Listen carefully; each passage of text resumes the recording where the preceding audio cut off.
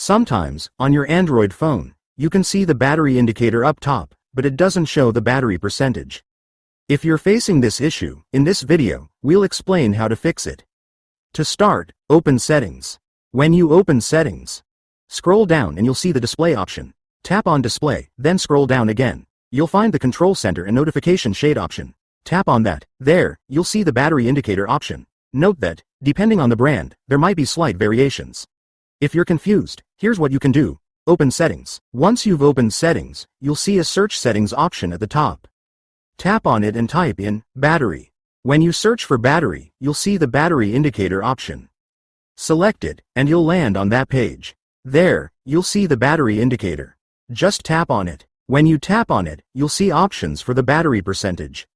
You can choose one if you'd like. There's an option to show the percentage inside the battery icon or outside it. Pick whichever you prefer. After that, look up top, and you'll see the battery percentage. That's how you can easily fix this issue. Hope this video was helpful for you. If you found it useful, consider subscribing. See you in the next video.